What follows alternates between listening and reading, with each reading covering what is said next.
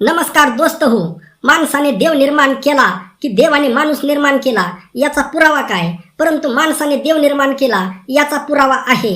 सगळ्यात पहिला मुद्दा, मानवा व्यतिरिक्त जगातील एकही प्राणी देवावर विश्वास ठेवत नाही. बघा, या जगामध्ये गाय असेल, म्हैस असेल, कुत्रा असेल, अन्य कोणताही प्राणी असेल, हत्ती असेल, कोणताही प्राणी देवावर विश्वास ठेवत नाही.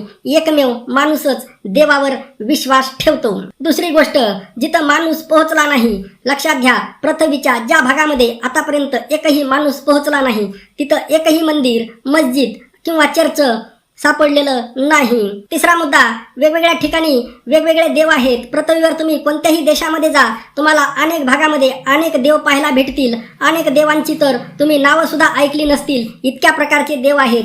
याचा अर्थ मनुष्याला त्याच्या कल्पनेनुसार देव म्हणून मनुष्याने निर्माण केलेलं आहे वेगवेगळ्या भागामधले. आणि त्यातील काही देव प्रसिद्ध झाले, त्यांना जास्त अनुयायी भेटले, जास्त भक्त भेटले म्हणून ते मोठाले झाले, आणि काहींना कमी भक्त भेटले त्यामुळे तिथंच ते स्थानिक राहिले.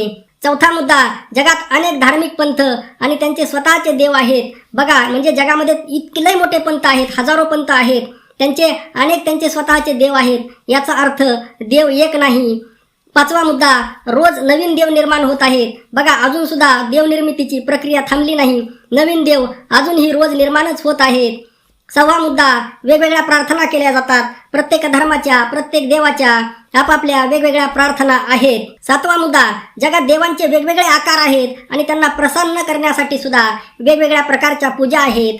नववा मुद्दा, आतापर्यंत कोणत्याही मनुष्याला देव सापडल्याचा पुरावा नाही. आतापर्यंत कोणालाही देव सापडल्याचा एकही पुरावा उपलब्ध नाही. दहावा मुद्दा, जो देवावर विश्वास ठेवतो आणि जो त्यावर विश्वास ठेवत नाही ते सारखेच जीवन जगतात, म्हणजे त्यांच्यामध्ये काही सुद्धा फरक नाही. बघा, 11वा मुद्दा, देव कोणाचंही चांगलं किंवा वाईट करू शकत नाही. त्या तुमच्या मनाच्या संकल्पना आहेत, परंतु प्रत्यक्षामध्ये देव असं कुणाचं चांगलं किंवा कुणाचं वाईट करूच शकत नाही. 12वा मुद्दा, देव भ्रष्टाचार असेल, अन्याय असेल, चोरी असेल, दहशतवाद असेल, अराजकता असेल, अजून काय असेल ते थांबवू शकत नाही अजिबात. लक्षात घ्या, अगदी मंदिरामध्ये, मस्जिदीमध्ये, चर्चमध्ये जरी हा अन्याय झाला तरी सुद्धा देव थांबवू शकत नाही.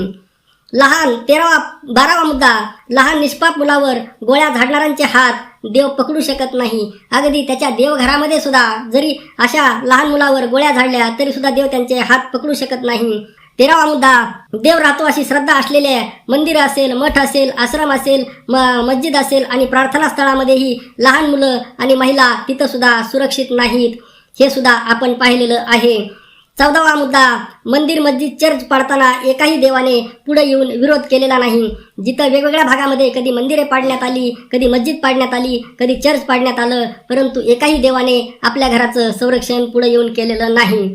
आजपर्यंत एकाही विद्यार्थ्याला सराव न करता देवाने पास केल्याचं एकही उदाहरण नाही. 16वा मुद्दा, असे अनेक देव आहेत ज्यांना 25 वर्षापूर्वी कोणीही ओळखत नव्हतं आणि जे आता प्रसिद्ध देव बनलेले आहेत. आणि बघा, पुन्हा शेवटचा मुद्दा, स्वतःला देव मानणारे अनेक जण आता तुरुंगामध्ये आहेत. बघा, मी स्वतः देव मानणारा आहे, निर्गुण निराकार जो परमात्मा आहे किंवा कोणीतरी हा शक्तिदाता आहे आणि तो आपला विठ्ठल आहे असं मानणाऱ्यापैकी मी आहे. परंतु हे जे मुद्दे मला फेसबुकवरती पाहायला भेटले ते सुद्धा अगदी विचार करण्यासारखे आहेत. तुमचं मत नक्की कळवा.